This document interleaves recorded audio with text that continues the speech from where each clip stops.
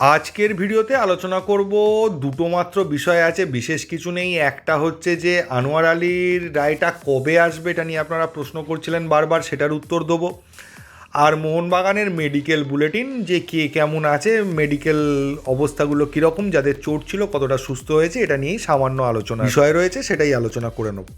প্রথমে যদি চলে আসি মেডিকেল বুলেটিন, অসুস্থ ছিল ধীরাজ, আশিক কুরুনিয়ান, জেমি ম্যাকলারেন আর অ্যালবার্টো রড্রিগেস। এই চারটে প্লেয়ারেরই মোটমাট চোট ছিল।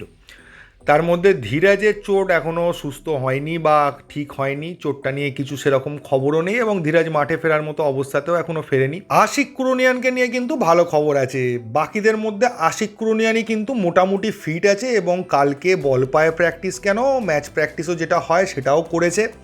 যেহেতু ক্লোজ ডোর প্র্যাকটিস ছিল তাই কোথাও তার ছবি পাবেন না, কিন্তু আশিক নর্মাল ঠিকঠাক প্র্যাকটিস করেছে এবং লেফট উইং দিয়ে যে খেলাটা, লিস্টন আসেনি যেহেতু ওই জায়গাটাতে ও খেলেছে কালকে, ঠিকঠাক মনে হয়েছে। নেক্সট জেমি ম্যাকলারেনও কালকে বল পায়ে অনুশীলন করেছেন, কিন্তু ওই যে ম্যাচের যে প্র্যাকটিস হয় সেই প্র্যাকটিস বা সিচুয়েশন প্র্যাকটিস যেটা হয় সেটা কিন্তু করেনি। বল প্রায় এমনি প্র্যাকটিস করে তারপর আবার রিহ্যাবে চলে যায়। আর অ্যালবার্টো রড্রিগেসের চোট যেটা জানা যাচ্ছে, অ্যালবার্টো রড্রিগেস কিন্তু মাঠের বাইরে জগিং, স্প্রিন্ট, দৌড়োদৌড়ি এইগুলো করছে এবং ভেতরকার যা খবর পাওয়া যাচ্ছে, জেমি ম্যাকলারেনের ঘাড়ের ব্যথাটা অনেকটাই কম, ইঞ্জেকশন নেওয়া হয়েছে তাই জন্যই বলতে পারেন কিছুটা কম, কিন্তু কতটা সেরে গেছে বা পুরোপুরি সেরেছে কিনা সেটা নিয়ে কিন্তু এক্স্যাক্ট খবর কিছু পাওয়া যায়নি।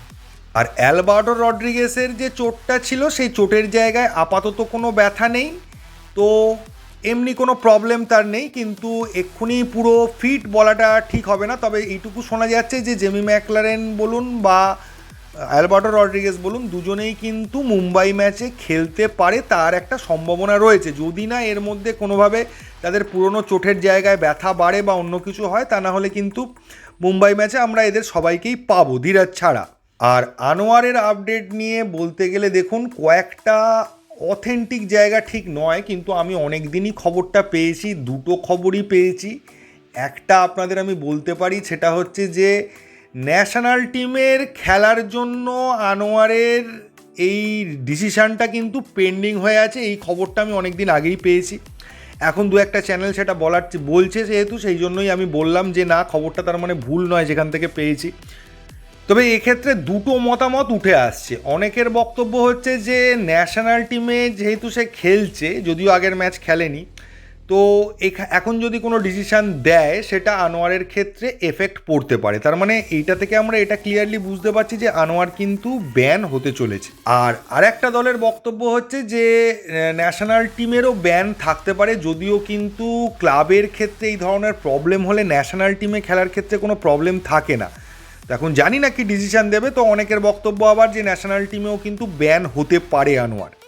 তবে যেটাই হোক, এটা বলা যাচ্ছে যে আনোয়ারের যে ডিসিশানটা আসছে তাতে ব্যান একটা হওয়ার কিন্তু বিশাল সম্ভাবনা রয়েছে। যে অনেক জায়গায় বলা হচ্ছিল যে ব্যান নাও হতে পারে, সেরকম কিছু শাস্তি নাও হতে পারে, কিন্তু সেটা মনে হচ্ছে না। তা না হলে এতদিনে কিন্তু ডিসিশানটা অ্যানাউন্স হয়ে যেত, কিন্তু ডিসিশানটা হয়ে গেছে, সেটা নিয়ে কিন্তু খবর রয়েছে যে ডিসিশানটা হয়ে গেছে, মুখ বন্ধ খামে ডিসিশানটা রাখা রয়েছে। শুধু পিএসসি জানে কি ডিসিশান হয়েছে, সেটা ক্লাবেদের কাছে ফরওয়ার্ড করবে 9 তারিখ খেলাটা হয়ে যাওয়ার পর।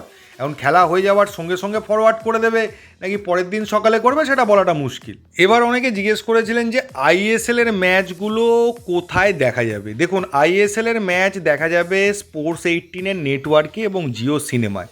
এবার স্পোর্টস 18-এর কোন চ্যানেলে দেখা যাবে, স্পোর্টস 18.1 যে চ্যানেলটা রয়েছে তাতে কিন্তু কিছু সিলেক্টেড ম্যাচই দেখানো হবে, এরকমই একটা খবর রয়েছে। আর স্পোর্টস 18.3 যে চ্যানেলটা রয়েছে তাতে সমস্ত ম্যাচই আইএসএলের দেখানো হবে। এছাড়া জিও সিনেমা তো রয়েছে, জিও সিনেমাতে আপনারা প্রত্যেকটা ম্যাচ দেখতেই পাবেন।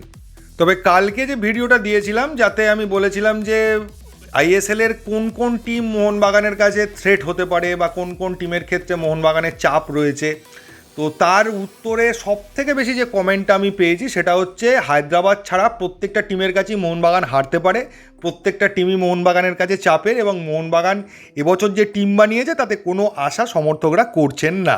তো এই বিষয়ে আমি বলবো, দেখুন, আগের বছর লিগ শিল্ডটা কিন্তু মুম্বাই সিটি এফসিও জিততে পারতো, সবাই জানেন আপনারা, আমরা জিতেছি, মুম্বাইও জিততে পারতো এই ম্যাচটা যদি মুম্বাই জিততো। আবার উড়িষ্যা এফসি বলতে পারেন আমাদেরকে কেন অনেক টিমকেই হারিয়ে দিয়ে তারা এএফসি কাপের পরের রাউন্ডে চলে গেছিল। এই উড়িষ্যা এফসি প্রথম ম্যাচে মোহনবাগানের কাছে ভালো রকম ব্যবধানে হেরেছিল। একইভাবে ডুরান্ড কাপের ম্যাচেও কিন্তু মুম্বাই সিটি এফসি মোহনবাগানের কাছে একটা ভালো ব্যবধানে হেরেছিল এবং মুম্বাই সিটি এফসির বিরুদ্ধে মোহনবাগান ডমিনেটিং পারফরমেন্স করেছিল। তো ডুরান্ড কাপের পারফরমেন্স দেখে আমরা সারা বছরে কোনো টিমের পারফরমেন্স আগে থেকে অনুমান করতে পারি না। তো আমি জানি আপনারা ডুরান্ড কাপের পারফরমেন্স দেখে হয়তো হতাশ হয়েছেন, কিন্তু ডুরান্ড কাপের পারফরমেন্স দিয়ে আইএসএল পারফরমেন্স বিচার করা যায় না। যেহেতু টিমটার মধ্যে পোটেনশিয়াল রয়েছে মোহনবাগান টিমের মধ্যে, তো ঘুরে দাঁড়ানোরও কিন্তু যথেষ্ট সম্ভাবনা আছে। এমনকি যদি আগের বছরের দিকে তাকান, আমরা যখন পরপর ম্যাচ হারতে শুরু করেছিলাম জুয়ান ফেরান্ডোর আন্ডারে, তখন আমাদের সবারই মনে হয়েছিল যে এই টিমটা তো প্রথম 6-এর মধ্যেই যাবে না, নকআউটেই কোয়ালিফাই করতে পারবে না, তো এই টিমটার কি হবে। কিন্তু সেই টিমটাই কিন্তু লিগ শিল্ড জিতেছিল। তো এইরকম আগে থেকে প্রেডিক্ট করা যায় না। তো দেখা যাক, এখনও সময় আছে, আইএসএল কিছুটা যাক, তখন বোঝা যাবে যে টিমটা কি অবস্থায় রয়েছে বা এই টিমটা কতদূর যেতে পারে। আর যেহেতু টিমের নামী প্লেয়ারের অভাব নেই, যে কোনো একটা প্লেয়ার একদিন জ্বলে উঠলে, একসঙ্গে যদি দুটো প্লেয়ার জ্বলে ওঠে তাহলেই অপোনেন্টকে হারানোর জন্য সেটা ইনাফ হয়ে যাবে। তো যেহেতু এমন অনেক প্লেয়ার আছে যারা একক দক্ষতায় খেলা ঘুরিয়ে দিতে পারে, তাই আমি কিন্তু এক্ষুনি এতটা হতাশ হচ্ছি না। আমি এখনও আশা রাখছি যে মোহনবাগান ঘুরে দাঁড়াতেই পারে এবং আইএসএলে বিশাল ভালো কিছু করতেই পারে। তো দেখা যাক কি হয়। এই ভিডিওতে এইটুকু। যদি ভিডিওটা ভালো লাগে প্লিজ চ্যানেলটাকে সাবস্ক্রাইব করবেন। থ্যাংক ইউ, ধন্যবাদ, এবং জাস্টিস ফর আরজি কর এবং জয় মোহনবাগান।